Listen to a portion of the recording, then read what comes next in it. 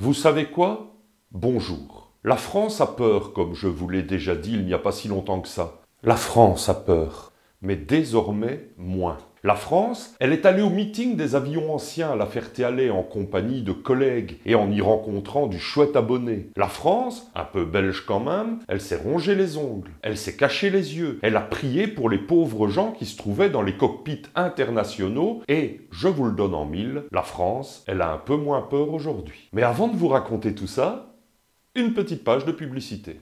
Connaissez-vous YFood ? YFood est une gamme d'excellents produits permettant de remplacer l'un ou l'autre repas problématique de la journée par quelque chose d'équilibré. Vous êtes qui, vous, si vous me permettez cette locution quelque peu Stagiaire. directe? Le stagiaire de qui? Bah le vôtre à toi, hein. Je n'ai pas de stagiaire. Aïe, hein, je suis pas là pour les couilles du pape, hein. Qu'est-ce que je dois faire? J'aurais tendance à dire acheter un Becherel. Ils en vendent au paquet, moi je veux bien y aller, hein. Passe-moi ta carte, hein. Je peux prendre 20 € en plus. Non, c'est une façon de parler. Qui vous a dit de venir ici? Amstro machin, là, Amstro... Astronico? Non, Astrogenius? non, Astro le droit? non. Astro de la balle? Mais non, Amstrogomique, là. Ah, Astronogeek, j'aurais dû m'en douter. Il envoie souvent des ineptes, en effet. C'est quoi un inept? C'est comme les débiles, mais avec un mot que les débiles ne comprennent pas. Ah ok, voilà, ben il m'a dit de venir pour vous aider, que je devais venir à faire des pubs. Et alors, c'est parce que la juge, elle n'avait pas apprécié que j'avais volé la voiture du mec. Mais le mec, il me devait 50 €. Alors moi, du coup, ben, j'ai pris sa voiture, hein, merde, hein, et ça va. Hein, et il me devait 50 €. Merde, hein. Et il me devait 50 €. Ah, bon, j'ai pris la voiture. Hein, la juge, elle était là, ouais. Je vois. Ben merde, hein, et ça va. Et... Un gentil garçon, cet Astronogeek, n'est-ce pas? Chéné, moi, il m'a dit de venir. Vous avez des références en matière de publicité? Ouais, j'aime bien celle avec les bagnoles, là, où il y a la meuf qui conduit, là. Moi, j'aime bien ça. Hein? Ah non! Référence, pas préférence. Bon, laissez tomber. Ah oui, humour au top. Merci Arnaud, vraiment on va rire, hein, j'en ai bien peur. Bon, vous savez quoi? Bonjour. Ah, vous connaissez? Non, ça m'étonnerait. D'accord, alors pour cette fois je vais la faire. La pub. Essayez de comprendre ce qu'il faut faire, ainsi la prochaine fois... Bon, alors, règle numéro 1. Toujours mettre le produit en valeur. Hey, j'aime bien quand tu dis règle numéro 1. On dirait un film avec Vin Diesel. Oui, voilà. Alors, règle numéro 2, ne pas mentir. Si vous n'aimez pas le produit, il ne faut pas en faire la publicité.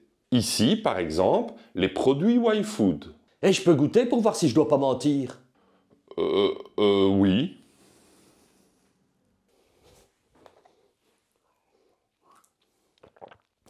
Et c'est pas dégueulasse, hein. On dirait comme un yogourt, mais en bon. En effet, c'est même délicieux. Tiens. Ce ne sera pas nécessaire, je vous remercie, j'ai mes réserves. Bon, règle numéro 3, expliquez la plus-value de commander de tels produits. Ah oui, genre c'est que du coup t'as des yogourts dans ton armoire, quoi. Oui, voilà, mais aussi qu'il s'agit d'un repas hyper complet. 26 vitamines et minéraux, des fibres, des protéines. Ouais. Chaque bouteille peut remplacer un repas problématique. C'est quoi un repas problématique? Un repas problématique. Le sandwich du midi. Ah, moi je prends toujours avec des boulettes et de la sauce Martino. Hein. Avec un coca, moi j'aime bien ça. Ou alors des frites. Nenni, hein, pas des frites avec un Martino boulette. Non, je dis que des frites. Rien que des frites, ça peut également être un repas problématique. Mais c'est bon, hein, les frites. C'est bon, hein, c'est des légumes. Oui. Moi, mais tu sais, je vais toujours les prendre chez la friture Marie, hein, il me faut rien d'autre. Tu vois où c'est la friture Marie? C'est en face du Action, à Couillet. Oui, voilà. on extrapole, hein. Mais revenons un petit peu à nos produits, voulez-vous? Avec de la sauce andalouse, c'est bon, hein. C'est vraiment bon. Oui, voilà. Cependant, voyez-vous, règle numéro 4, ne pas faire de publicité trop longue. Il va donc falloir qu'on en vienne aux faits, n'est-ce pas? Eh ben vas-y, hein, je dis plus rien. Voilà. Donc désolé chers abonnés, mais nous avons été dérangés alors que j'allais vous dire plein de choses chouettes sur ce chouette produit. Mais je n'ai plus vraiment le temps, sinon les commentaires vont aller bon train pour dire que je suis trop long. Ah, c'est trop marrant, on dirait que tu parles de ta vie. Voilà. Comme vous êtes croquignol, n'est-ce pas? Bon, je peux juste vous dire que YFood vient de sortir 3 nouvelles boissons avec une texture yaourt très appétissante, dont celle-ci. Ouais, elle est pas dégueulasse. Oui, voilà. Et vous avez le choix entre pêche, fraise et mangue. À essayer d'urgence. Chers abonnés, la prochaine fois, je vous en dirai plus sur les produits YFood. D'ailleurs, vous me connaissez, je suis un garçon honnête, je les aime réellement, les produits YFood. C'est nul, là, ça.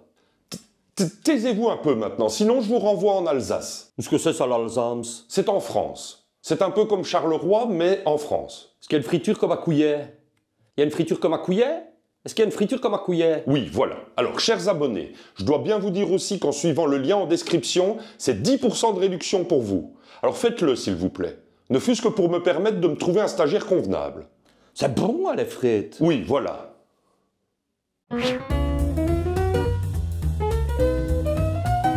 Et je déambule, et je braille. Une vraie pétaudière, cet immeuble. J'ai une peur bleue des avions. Vous le savez déjà puisque la toile entière, que dis-je, le monde entier, s'est emparé du sujet il y a peu. Le président Macron en a parlé en Nouvelle-Calédonie et lors de la commémoration du débarquement, le pape a prié pour moi et Donald Trump a même arrêté de parler de lui pendant 3 minutes pour dire qu'il me plaignait. Et la plainte, ça le connaît. Bon, j'exagère un peu, mais j'ai tout de même ressenti depuis quelques semaines une certaine pression de votre part à tous à me faire monter dans ces engins du diable. Ne le niez pas, vous que vous êtes vilain. Rien que l'idée de mettre une fesse dans l'une de ces machines me donne des sueurs froides. Pour être honnête, je préfère encore me couper un doigt, être émasculé, toute proportion gardée, ou me retrouver au cœur d'un incendie de forêt que de me retrouver à des milliers de mètres au-dessus du sol, coincé dans une boîte de métal avec des ailes. Et même si ce n'est que 3 mètres, pour moi, ce sont des milliers de mètres. Voilà, c'est ainsi. Taisez-vous, gens de petites vertus. La première fois que j'ai réalisé à quel point j'avais peur de l'avion, c'était dans un rêve que j'ai fait à l'âge de 25 ans et qui était d'un réalisme que je vous raconte pas. Tellement réaliste le rêve que je me suis persuadé alors que c'est ainsi que j'allais un jour mourir. Pire, je me suis persuadé qu'un jour j'allais me dire que ce rêve pseudo-prémonitoire, tout ça, c'était des bêtises pas très zététiques et que j'allais reprendre l'avion et que j'allais me planter tout net, et que mon histoire allait faire l'objet de plusieurs vidéos intitulées « Il se plante en avion juste après avoir décidé de ne plus avoir peur en avion ». Bon, c'est long comme titre, mais les influenceurs ne reculent devant rien pour vous faire cliquer. C'est terrible. Cela dit, depuis, j'évite les avions comme peu de peste. Et Dieu sait si j'en ai pris, n'est-ce pas? J'ai servi pendant 8 ans dans l'armée belge. Alors vous pensez bien, des hélicos, des B-52, tous ces trucs qu'on se demande comment diable ça peut voler, eh bien je les ai pris. J'ai même volé de Southampton à l'île d'Aurigny quand j'avais 18 ans, dans un coucou aussi fébrile que celui de Martin Milan, afin d'aller me prélasser avec ma petite copine anglaise sur les plages des îles anglo-normandes. Et tout allait bien, je n'avais aucune crainte, c'est ça qui est triste. Le pire, quand je dis à mes amis que je ne prends jamais l'avion, ils rient et ils pensent que je plaisante. Ils me montrent du doigt les abrutis et ils pouffent. Mais non, c'est très sérieux. Le simple fait de voir un avion décoller à la télévision me fait transpirer. Un avion, c'est bien simple, ce n'est pas fait pour voler, ça se saurait. Ça possède même une inclination certaine à tomber vers le sol. Je le sais, j'ai regardé des films qui en parlent, et notamment des documentaires comme Y a-t-il un pilote dans l'avion ou Titanic. Si, il y a des avions dans Titanic, parfaitement, et avec de belles carlingues. Je vole! Alors pourquoi ai-je accepté l'invitation de me rendre au meeting aérien de la Ferté-Alais? J'en sais rien. Ce devait être un de ces jours idiots où on accepterait n'importe quoi pourvu qu'on ait l'impression de faire partie d'un chouette groupe. Sans doute que ce jour-là, on aurait pu m'inviter à une partie de pêche au gros, à une partouze, à manger chez Flunch ou à regarder l'une des premières vidéos de Monsieur Sam. J'aurais dit oui, comme un con, sans penser que ça peut vous traumatiser un homme à vie, ces trucs-là. J'ai même écrit un roman dans les années 2006 par là intitulé « Lapin à la bière » et au début duquel tous les avions tombent simultanément sur le coup de midi et quart. Ah, c'est bien la preuve que ça peut pas voler. N'empêche, me convier à un événement où des avions de toutes les époques viennent parader dans le ciel comme si de rien n'était, comme s'ils allaient tenir impunément, et où des passionnés viennent admirer ces monstres volants de près, en souriant milliards. Ah mais quelle idée de génie! Ah vraiment? C'est comme si on invitait un vampire musulman à un pique-nique où tous les plats sont halal. En réalité, je pense que j'ai dit oui pour pas passer pour un lâche. Et surtout parce que mes amis ne me lâchaient pas la grappe ni les baskets. Qu'est-ce que je peux être naïf parfois que diantre pas le sang bleu. Arnaud de la chaîne Astronogeek, Dari de Temps Mort, Sébastien de Vous avez le droit et Simon de Road to the Sky. Tous m'avaient promis que ça allait être une expérience incroyable. Je ne vous cache pas que j'étais au moins aussi sceptique qu'une fosse, mais je me disais qu'au pire, il me serait encore loisible de m'enfermer dans ma chambre d'hôtel en criant au secours et à l'assassin dès qu'un pseudo-ami allait venir tenter de parlementer pour que j'en sorte. Heureusement, je n'ai pas dû en arriver à de telles extrémités. Arrivé sur place, et je sais que je suis une girouette, j'ai immédiatement été frappé par l'atmosphère festive du machin. L'aérodrome de Cerny-La Ferté-Alais était rempli de familles tout youpi, de passionnés d'aviation avec appareil photo en bandoulière et de curieux comme moi en train de se faire dessus. Les stands de nourriture, les exposants de souvenirs et les animations au sol créaient une ambiance de fête foraine, mais avec des bruits d'avions en toile de fond. Et quels avions! Des machines volantes de toutes les tailles et de toutes les époques, impeccablement restaurées et prêtes à décoller, sans moi je vous préviens. Je n'avais jamais rien vu de tel, du T6, du Pitts, du Douglas imposant, de l'hydravion bizarre, de la patrouille de France. C'était un véritable musée vivant de l'aviation et un spectacle à couper le souffle. Et là, je me suis dit que peut-être, juste peut-être, faut pas non plus croire que, eh bien peut-être que cette journée n'allait pas être aussi terrible que je l'avais imaginé. Après avoir réussi à retrouver une respiration un peu plus normale, je me suis laissé emporter par le spectacle, toute proportion gardée une fois de plus. Partout où je regardais, il y avait des avions que je trouvais magnifiques, alors que jusque-là, je les avais trouvés moches, comme la mort. Putain, qu'est-ce que j'écris bien, moi. Les démonstrations aériennes étaient, je dois bien le dire, de haute voltige. Les pilotes réalisaient des manœuvres incroyables, looping, tonneau, passage en rase-motte. Chaque vol était un spectacle à lui tout seul. Oui, d'ailleurs, je pense bien que c'était le but. Personne ne fait des loopings pour s'amuser, non, non, ça n'existe pas. C'est juste pour le spectacle. À un moment, j'ai même cru voir un aéroplane monter, relâcher tout, tomber comme une pierre et parvenir pourtant à reprendre un vol normalisé à 30 mètres du sol. Évidemment, j'ai dû rêver, ce n'est pas Dieu possible que ça puisse exister. Et puis, il y avait les effets pyrotechniques, des explosions synchronisées avec les passages des avions, ajoutant une dimension spectaculaire et un peu terrifiante au show. Chaque tableau, et ça dure tout l'après-midi, sans repos possible pour les yeux, chaque tableau racontait une partie de l'histoire de l'aviation, depuis les pionniers jusqu'aux avions modernes. Le ciel résonnait du bruit de leurs moteurs, et on aurait dit que toute l'armée de l'air était là pour m'en mettre plein la vue, voire me faire tourner de l'œil,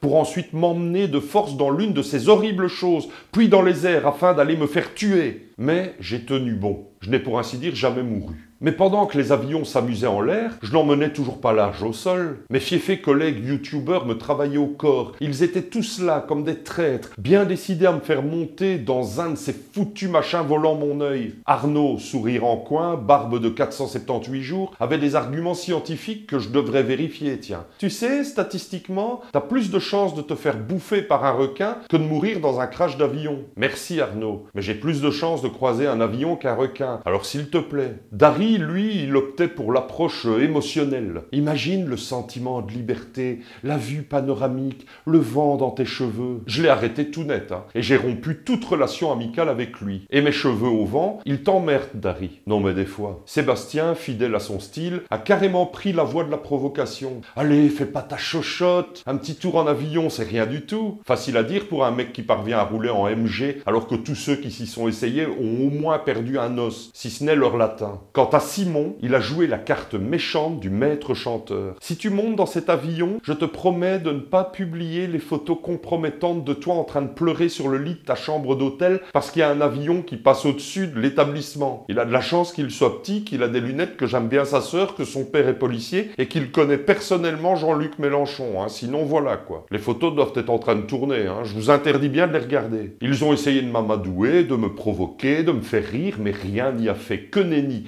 Mes pieds sont restés solidement ancrés au sol, refusant obstinément de s'élever, même de quelques centimètres. C'est bien simple, dans tous mes déplacements, je faisais comme en alpinisme, qui est une autre aberration de l'âme humaine qui ne sait plus quoi inventer pour se rendre intéressante. Je plantais à chaque pas un pic dans le sol, auquel j'accrochais un mousqueton, et ainsi de suite. Certes, ça prenait du temps, mais on n'est jamais trop prudent. À un moment, ils ont même fait appel à Christophe, l'un des organisateurs du meeting, espérant qu'un avis d'expert ferait pencher la balance. Christophe passionné et charismatique, hein, a fait l'éloge des avions présents, de leur histoire et de leur sécurité. Ces appareils sont des chefs-d'œuvre de l'ingénierie, les pilotes sont les meilleurs, tu ne risques rien. Oui, sauf peut-être un arrêt cardiaque, Christophe, mais ça, personne n'en parle, hein. Tout le monde s'en fout, et c'est lamentable.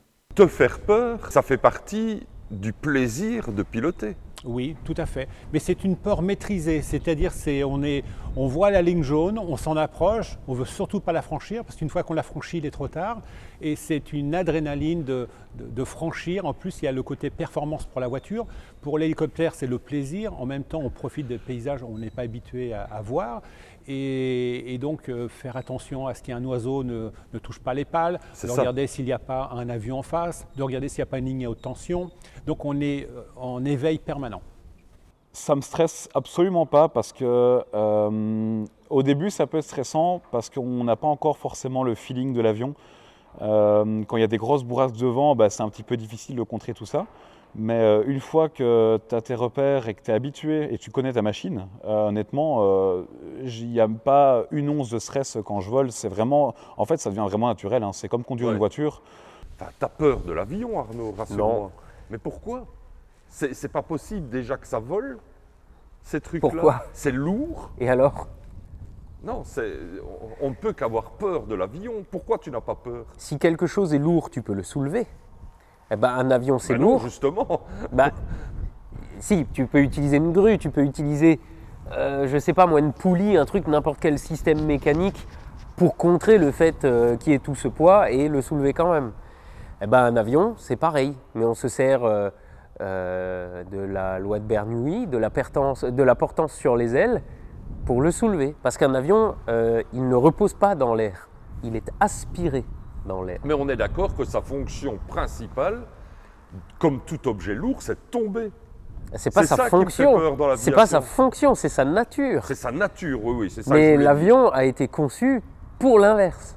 Vous pourrez voir l'intégralité de ces interviews dans la vidéo qui sortira le dimanche 7 juillet prochain. Bref, alors que mes amis s'envolaient les uns après les autres pour des tours en avion ou en hélico, je restais en bas, résistant à leurs tentatives désespérées. Mon rôle de journaliste en herbe me donnait une excuse parfaite pour interviewer les badauds et éviter ainsi de monter dans un de ces engins de malheur. D'ailleurs, c'était bien sympa de rencontrer des gens qui partageaient avec moi la peur légitime de l'avion. Enfin, en tout cas, j'ai essayé qu'ils aient peur. C'est normal d'essayer de protéger les gens contre la folie des aviateurs, non? Est-ce que tu es au courant que les avions, ça ne peut pas voler? Alors ça plane, je dirais. Les drogués aussi. Enfin, un petit peu de solidarité. Moi, je suis vraiment hyper apeuré de l'avion. Tu peux pas faire un pas dans ma direction et avoir un petit peu plus peur que ce que tu n'en dis? La meilleure des solutions, c'est de monter dans un avion pour vaincre sa peur. Oui, mais est-ce que tu as des peurs, toi? J'ai peur de l'être humain.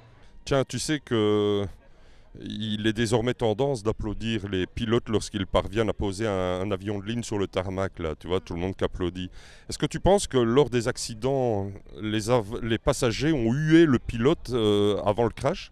Non, ils auraient dû applaudir plus tôt pour que le pilote aveugle puisse réagir. Pensez-vous, comme je pense, que les aéroports devraient avoir une zone de réflexion pour ceux qui hésitent à monter à bord, avec massage, jolie fille ou beau jeune homme très peu vêtu et de vidéos de plages tranquilles et de hamacs? Est-ce que ça risquerait pas de retarder tous les vols et de perturber le trafic international? Bon, tu sais que moi, pour avoir moins peur en avion, je prends des drogues. Est-ce que c'est mal de planer? Non. Justement, tu ne penses pas que les pilotes de ligne par exemple, devraient suivre une formation avant d'être pilotes? Alors, ils suivent une formation sur ordinateur. Ça consiste en 5 heures sur Flight Simulator. Ils en ont une, je pense, quand même. Ah ouais? Oui. Ah, j'en suis sûre, quand même. Heureusement pour nous. Hein, bon, moi j'ai comme information qu'en fait non, n'importe qui peut voler. La preuve, par exemple, Arnaud d'Astronogie qui vole. Vous verrez également l'intégralité de ces interviews dans la même vidéo du 7 juillet prochain. Ce meeting aérien m'a tout de même appris une chose. L'aviation peut être incroyablement fascinante, même pour quelqu'un comme moi. Les histoires derrière chaque avion, l'habileté des pilotes et la passion des spectateurs étaient palpables. C'est un monde que je ne connaissais pas et que, malgré ma terreur, j'ai pu apprécier à ma manière. Qu'est-ce qui me prend d'être soudainement si sérieux? Je sais pas. l'émotion sans doute. En fin de week-end, Arnaud est venu me voir avec un plan en tête. Un plan amical qu'il m'a expliqué en détail et qui bizarrement m'a fait sourire, mais pas que. L'idée est simple, me faire aimer l'avion, mais par étapes. J'ai le droit d'arrêter tout, à tout moment. D'abord, je monterai dans un avion à l'arrêt. Puis, si tout va bien, on allumera le moteur. Puis, si je suis encore vivant et que je donne mon accord, on roulera sur le tarmac. Puis, si mes héritiers ne sont toujours pas chez le notaire, on fera un saut de puce. Et enfin, si tout va bien et que je suis OK, on ira faire une petite balade. Néanmoins, j'ai déjà prévenu, si j'arrive jusque cette étape, inutile de me proposer les figures acrobatiques. Ce sera non, vraiment. Sinon, vous savez quoi? J'ai presque hâte d'y être. À bientôt.